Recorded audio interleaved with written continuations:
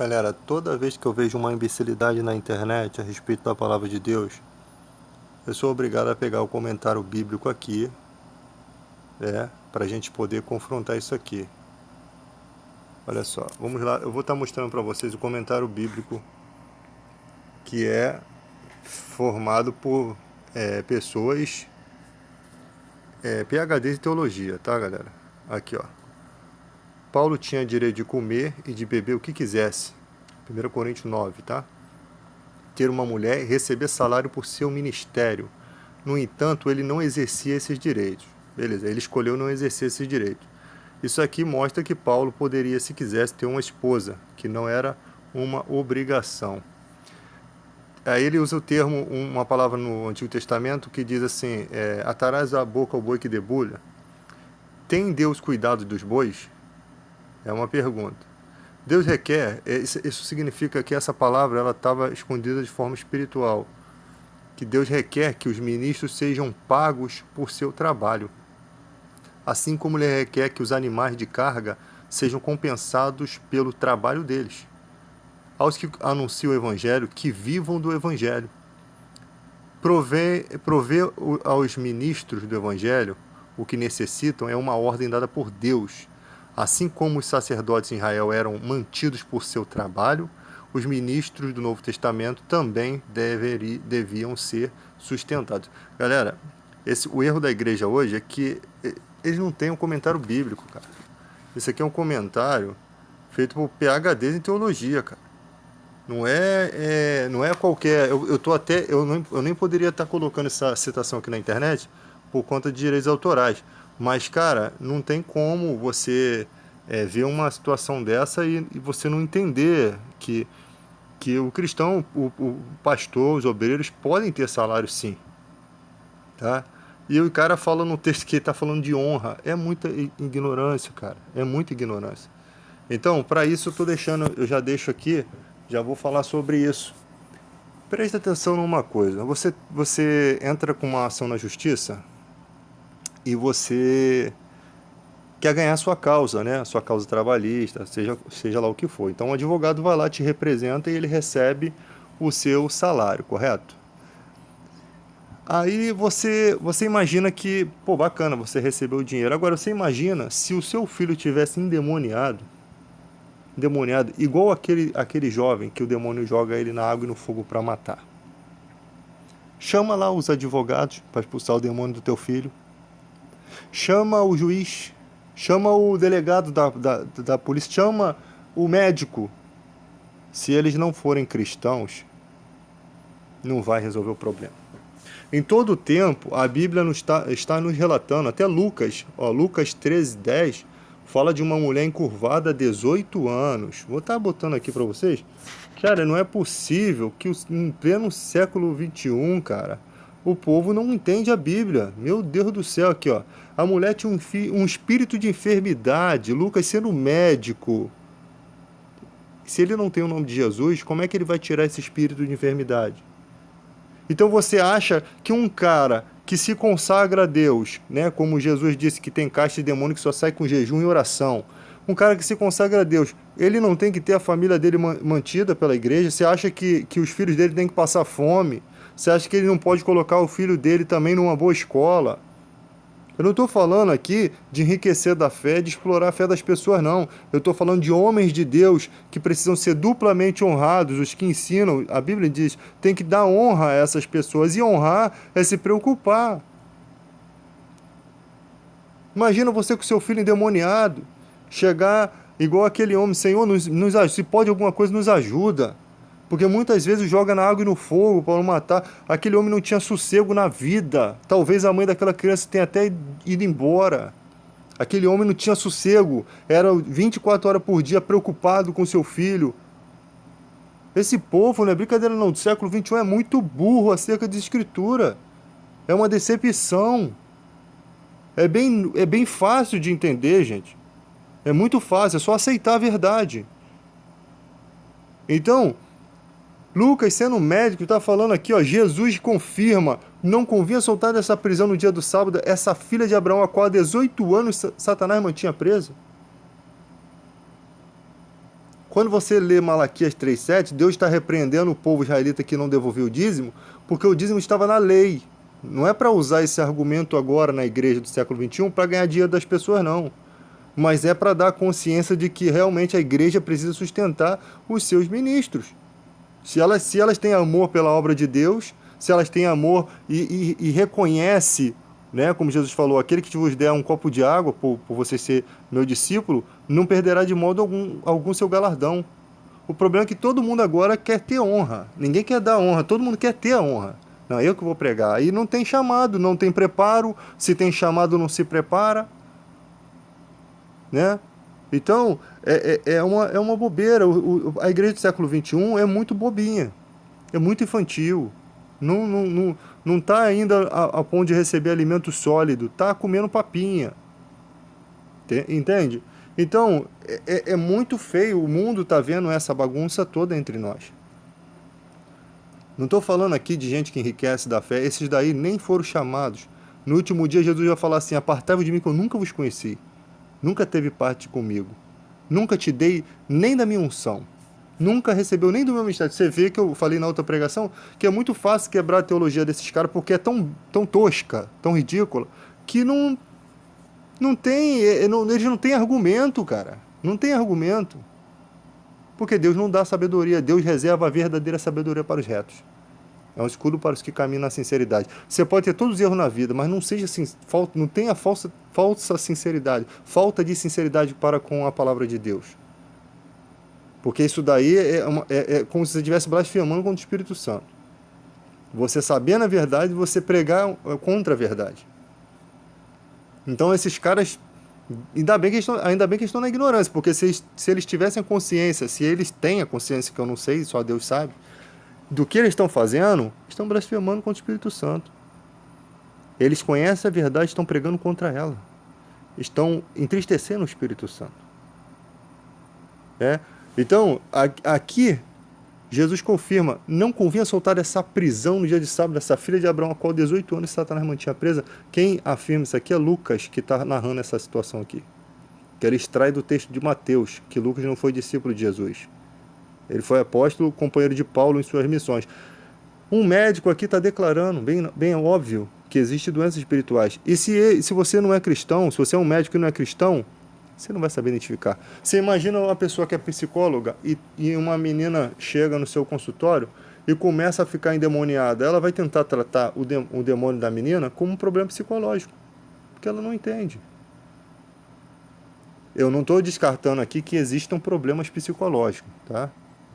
Bem nítido isso. Existem problemas neurológicos, psicológicos. Pode ser que para isso tem os psicólogos e os psiquiatras.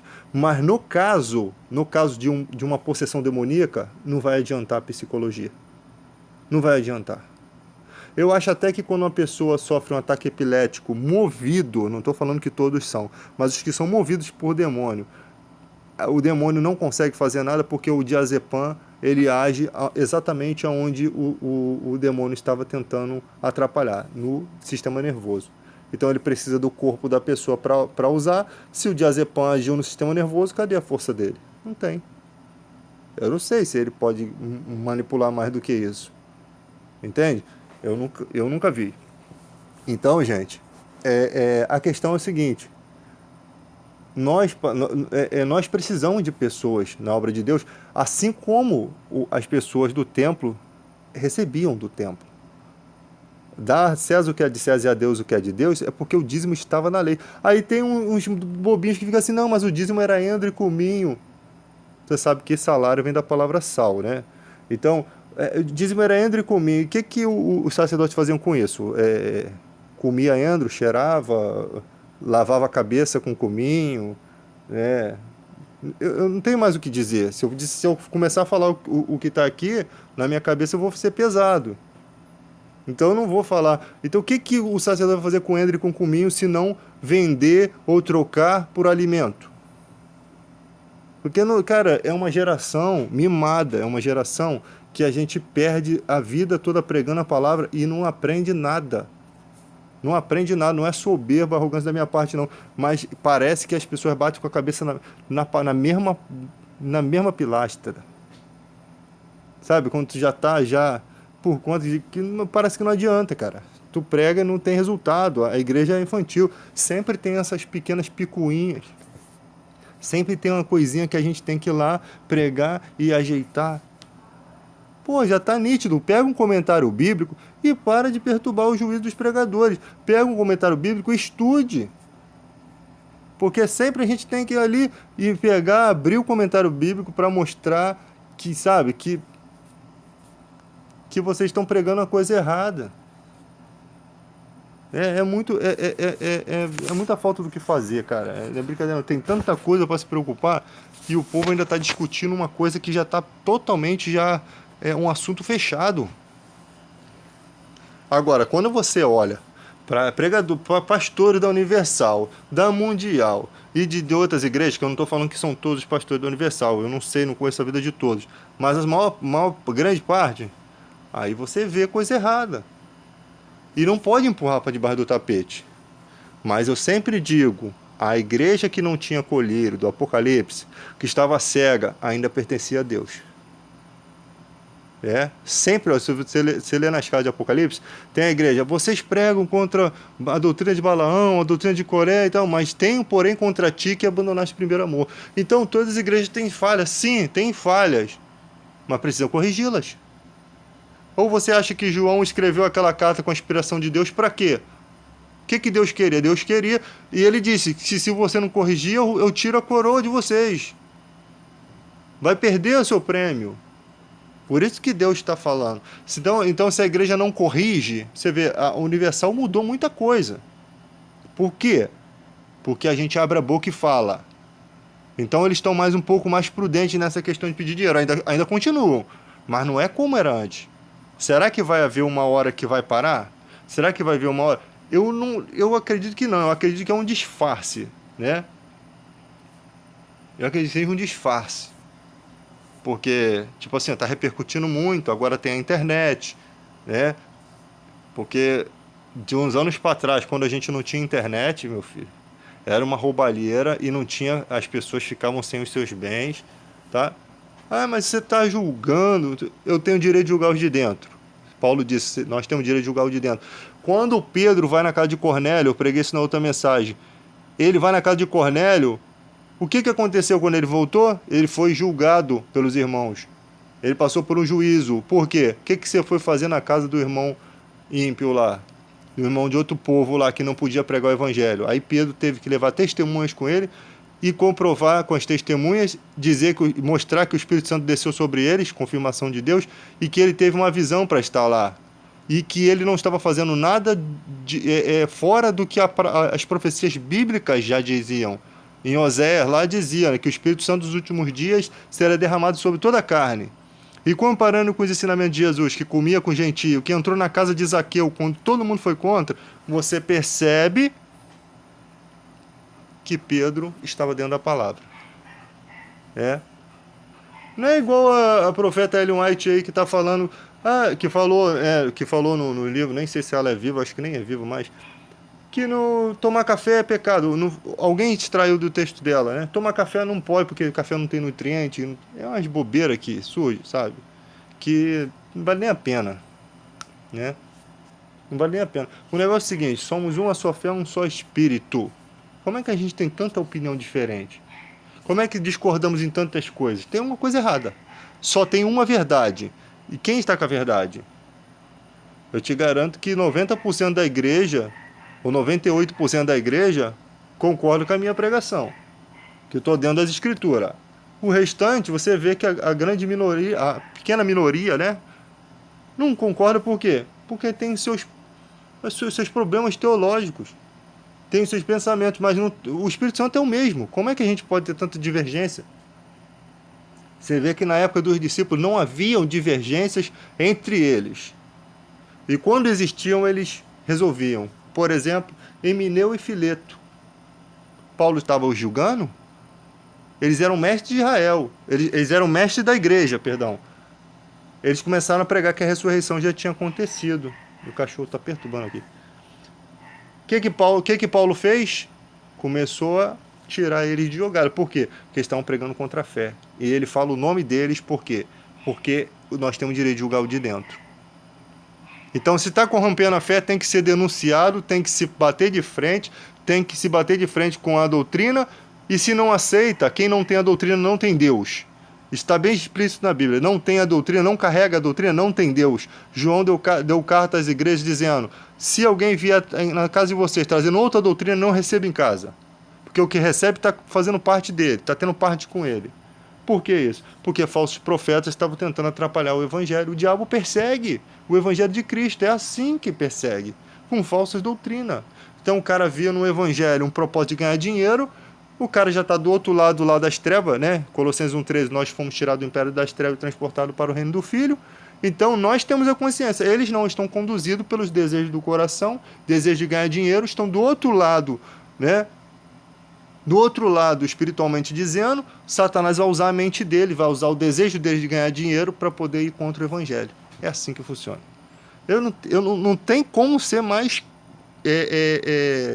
claro e objetivo do que isso. Tá? Desculpa a minha exaltação, mas, como eu sempre falo, não estou aqui para agradar ninguém. A gente não prega palavras para agradar ninguém. Esse negócio de igreja é ficar, coitadinho, a gente vai fazer um negócio porque os jovens precisam. Cara, os jovens precisam sim, mas não vou fazer por causa de jovem. Se a gente não tiver sabedoria, a gente perde o jovem. Meu irmão, nós estamos caminhando para a destruição do mundo. Não tem que mais ficar com esse negócio de baba de Nutella, não, meu irmão. Nós estamos caminhando para a destruição do mundo. Se ficar com essa palhaçada, não vai ter condição de encarar o anticristo, o sistema do anticristo. Então, tem que causar as feridas agora, para que você esteja calejado lá na frente, não venha negar Jesus. Se você não passar por dificuldades agora, e a igreja não crescer agora, chega lá na frente e vai todo mundo negar Jesus. Quando vê cabeça sendo decepada, como na época de Paulo, que Paulo diz assim, queria que vocês fossem como eu, né? Não casasse, no caso, né? Não se casasse, mas por conta da prostituição, cada um escolhe aí a sua esposa, porque era muita prostituição. Então, quem não consegue se conter, que quiser casar, que case, porque é melhor casar do que viver abrasado. Então, nunca houve, da parte da Bíblia, celibato obrigatório. Tá nítido isso, bem óbvio. E outra, queria que vocês fossem como eu, não por zelo, ele está dizendo, por conta da presente tribulação. Porque uma coisa é você sofrer, outra coisa é você ver seus filhos e sua esposa e sua família sofrendo. Sofrimento, para quem é de fé, que está cheio do Espírito Santo, passa. Mas uma coisa é o seguinte, a unção pode estar sobre você, mas não deu tempo ainda do teu filho crescer na graça e no conhecimento como você, que passou por todos os obstáculos, nem a sua esposa. Então como é que eles vão passar por isso, pelo mesmo sofrimento? Então é isso que Paulo está relatando. É nítido, é fácil de entender. Só um tolo, como a Bíblia fala, até os loucos acertariam um caminho. Não é possível que no Brasil esse povo não aprenda as escrituras. Não é possível. Fico revoltado com isso, cara.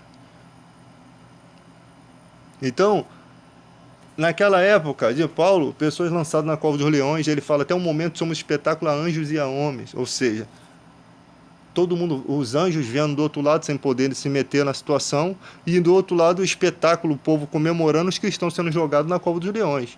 É simplesmente isso. Aí você vai ficar nessa palhaçada, eu saí da igreja porque ninguém foi me visitar, fiquei com uma febre de 40 graus.